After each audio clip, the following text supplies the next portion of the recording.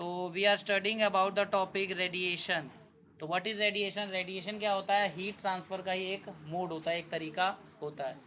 Radiation क्या है? Heat transfer का एक मोड है, एक तरीका है। मतलब हीट को एक जगह से दूसरी जगह जाने के लिए कौन कौन तरीके? कंडक्शन ही होता है, कन्वेक्शन और रेडिएशन। तो रेडिएशन भी है। तो क्या होता है देखो, कंडक्शन में तुम पार्टिकल अपनी जगह नहीं, जगह चेंज नहीं करता है। एक पार्टिकल अपने दूसरे को, दूसरे तीसरे को, मतलब मूवमेंट नहीं होती है पार्टिकल्स की।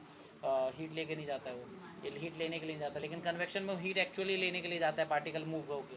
लेकिन रेडिएशन में क्या होता है? पार्टिकल की ज़रूरत ही नहीं है, झंझट ही खत्म। रेडिएशन में कोई पार्टिकल, किसी मीडियम की ज़रूरत ही नहीं है। तो it is the mode of heat transfer without any medium such as air, water etcetera between the heat source and the heat of heated object. कहने का मतलब ये है कि मान लो जैसे यहाँ से तुम्हें मान लो हीट मिल रही है, जैसे सन से तुम्हें हीट मिल रही है और धरती है तुम्हारी, वो हीट हो रही है। तो सन और अर्थ के बीच में, सन और अर्थ के बीच में किसी मीडियम की कोई ज़रूरत नहीं है। हीट जो है वो डायरेक्टली क्या होगी? अर्थ पे पहुँचेगी बिना किसी मीडियम के। तो हीट सोर्स कौन है? सन। और हीट लेने वाला कौन है? अर्थ। ठीक है। तो ये जो अर्थ हीट लेने वाला है और जो सन हीट देने वाला हीट सोर्स है, इनके बीच में किसी पार्टिकल की कोई ज़रूरत नहीं है। हीट एक जगह से दूसरी जगह जाएगा बिना किसी पार्टिकल, बिना किसी मीडियम के सहारे के। समझ आ रही है बात? आगे, this process requires no medium to convey the energy. इस प्रोसेस में किसी भी मीडियम की ज़रूरत नहीं होती है एनर्जी को कन्वे, मतलब एक जगह से दूसरी जगह पहुंचाने के लिए। हीट एनर्जी को एक जगह दूसरे पहुंचाने के लिए कोई मीडियम, कोई पार्टिकल, कोई सहारे की ज़रूरत नहीं होती है। आगे, energy from the sun reaches us by the process of radiation. क्या कह रहा है? सन से जो एनर्जी है हमारे तक कैसे पहुंचती है? कौन से थ्रू, कौन से मोड ऑफ ट्रांसफर के थ्रू? रेडिएशन से। क्या वो कंडक्शन से पहुंचती है? नहीं, कि कन्वेक्शन नहीं, सबसे किससे पहुंचती है हमारे पास? रेडिएशन के थ्रू। ठीक है। मैं ये बात कैसे कह सकते हैं हम लोग? देखो, धरती और जो सन है, जो सन है और जो अर्थ है, इनके बीच में आपको पता है ना, बीच में कोई पार्टिकल, कोई हवा वगैरह नहीं है। तो यहाँ हीट ये डायरेक्टली पहुँचती है। कोई पार्टिकल, कोई हवा वगैरह मौजूद नहीं है। अगर हवा ही नहीं है तो पार्टिकल कहाँ से होंगे? उसका तो नहीं है। तो इसका मतलब ये डायरेक्ट पहुँच रही है, इसका मतलब। ठीक है। और कौन से उसको क्या कहते हैं हम लोग? रेडिएशन कहते हैं। इसके बाद क्या कह रहा है? All hot bodies radiate heat. क्या बोल रहा है? जितनी भी बॉडीज़ होती है ना, हॉट बॉडीज़ होती है, गर्म बॉडीज़ होती है, हीट छोड़ती हैं, हीट रेडिएट करती हैं। Our body too gives off heat to the atmosphere and receive a heat from the atmospheric radiation by radiation. क्या कह रहा है? कि हमारी बॉडी भी हीट निकालती है और यहाँ तक कि हीट लेती भी है। किसके थ्रू? मतलब किसके थ्रू? रेडिएशन के थ्रू। ठीक है। तो जितनी भी गर्म बॉडीज हैं, चाहे कुछ भी है, वो हीट छोड़ती हैं या हीट लेती हैं। कौन से प्रोसेस के थ्रू? रेडिएशन के through. All the light rays contain some amount of heat energy. कह रहा है कि जो लाइट रेज होती है उसमें कुछ ना, उसमें आपकी क्या होती है? कुछ ना कुछ मात्रा हीट एनर्जी की ज़रूर होती है। जो आपकी सनलाइट है उसमें हीट एनर्जी होगी, या कोई और भी लाइट रेज है, किसी भी चीज़ की जो लाइट रेज है उसकी, उसमें हीट एनर्जी ज़रूर होगी। देखो, लाइट एनर्जी के अंदर एक तो लाइट होती है जिसकी वजह से उजाला दिखता है, और उसके अलावा क्या होती है? हीट एनर्जी होती है। When a light beam falls on a solid और फ्लूइड सरफेस, जब ये लाइट जो रेज हैं सॉलिड पर, फ्लूइड या मतलब लिक्विड या गैस पे पड़ती हैं, a part of its heat energy reflected and part is absorb. मान लो, कहने का मतलब है कि मान लो कि ना, ये जो हीट एनर्जी आपकी किसी पे पड़ी, तो इसका कुछ हिस्सा तो क्या हो जाएगा? टकरा के चला जाएगा, रिफ्लेक्ट हो जाएगा। कुछ हिस्सा क्या हो जाएगा?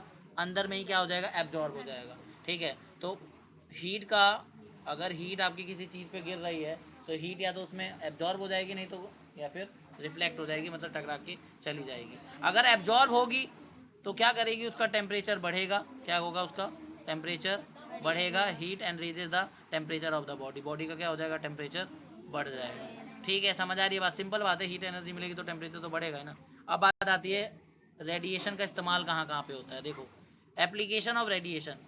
Solar cooker cooks food as the reflection of heat radiation coming from the sun with the help of mirror. ठीक है, मतलब आपने सोलर कुकर देखा ही होगा, उसके अंदर खाना पका लिया जाता है। देखो क्या होता है, सूरज की रोशनी आ रही है रेडिएशन के थ्रू, शीशे में पड़ती है, और वो जहाँ पर खाना बर्तन वगैरह रखते हैं उस पर, उसको क्या कर देता है? उसको गर्म कर देता है। उसे हम कैसे, ऐसे कुकर को हम क्या बोलते हैं? Solar cooker. एक बात बताओ, यहाँ पर हीट आई कैसे है? सन के थ्रू आई है। और सन की हीट पहुंची कैसे धरती पे? रेडिएशन के थ्रू। तो ये रेडिएशन का इस्तेमाल हुआ कि नहीं हुआ? अगला, इन समर, गर्मियों में क्या होता है, लाइट कलर्ड क्लोथ्स जो है प्रेफर किए जाते हैं because they absorb less amount of heat than dark clothes. ठीक है, गर्मियों के अंदर आपको कभी बोला जाएगा हल्के कपड़े पहनो, हल्के रंग के कपड़े पहनो। क्यों को बोला जाता है? क्योंकि हल्के रंग के जो कपड़े होते हैं, लाइट कलर के जो कपड़े होते हैं, वो क्या होते हैं, हीट एब्जॉर्ब नहीं करते हैं, वो ज़्यादा हीट क्या कर देते हैं, रिफ्लेक्ट कर देते हैं, मतलब बाहर फेंक देते हैं। उस पर टकराएगी ना हीट तो निकाल देगी। तो अगर आप हल्के कपड़े पहनोगे तो आपको कम गर्मी लगेगी, क्योंकि हीट एब्जॉर्ब नहीं कर रहा है। आगे, दस they keep us relatively cooler, इसलिए हम क्या रहते हैं, ठंडे रहते हैं, क्योंकि वो हीट एब्जॉर्ब नहीं कर रहा है। On the contrary in winter, winter में हम क्या करते हैं, डार्क कलर के कपड़े पहनते हैं। सर्दियों में उल्टा कर देते हैं, डार्क कलर के कपड़े पहनते हैं, क्योंकि हमें हीट एब्जॉर्ब करनी है, हीट चाहिए ताकि हमारी बॉडी ठंडी ना पड़े। ऐसा इसलिए करा जाता है क्योंकि डार्क कलर के कपड़े जो हैं वो ज़्यादा हीट एब्जॉर्ब करते हैं और हमें क्या करते हैं, गर्म रखने में मदद करते हैं। समझ आ रही है बात? अब आ रहा है हमारा डिफरेंस बिटवीन कंडक्शन, कन्वेक्शन और रेडिएशन। हमने डिटेल में पढ़ लिया उसको, अब इसका डिफरेंस पढ़ लेते हैं, कभी याद है तो करना है। कंडक्शन क्या होता है? पहला point, heat flows without actual movement of particles from their position. मतलब यहाँ पे हीट ट्रांसफर होती है इस तरीके से, बिना पार्टिकल के मूवमेंट के। मतलब पार्टिकल अपनी जगह नहीं छोड़ता, बस वो अपनी हीट एनर्जी दूसरे को दे देता है, दूसरा तीसरे को, तीसरा चौथे को। आगे बात करूं, कन्वेक्शन में बात करूं तो हीट जो होती है फ्लो करती है, इसमें हीट कैसे फ्लो करती है, पार्टिकल की एक्चुअल मूवमेंट की वजह से। कैसे? पार्टिकल की एक्चुअल, मतलब पार्टिकल खुद जाता है हीट लेने के लिए, ठीक। और कन्वेक्शन में क्या होता है, हीट फ्लो करता है बिना किसी पार्टिकल की, किसी पार्टिकल की जरूरत ही नहीं है। सेकेंड पॉइंट की बात करूं तो क्या कंडक्शन में मीडियम की जरूरत है? हाँ, मीडियम जरूरी है। कन्वेक्शन में मीडियम नेसेसरी है? हाँ, जरूरी है। लेकिन क्या कन्वेक्शन में जरूरी है? नहीं, मीडियम इज नॉट नेसेसरी। समझ आ रही है बात? आगे बताऊं,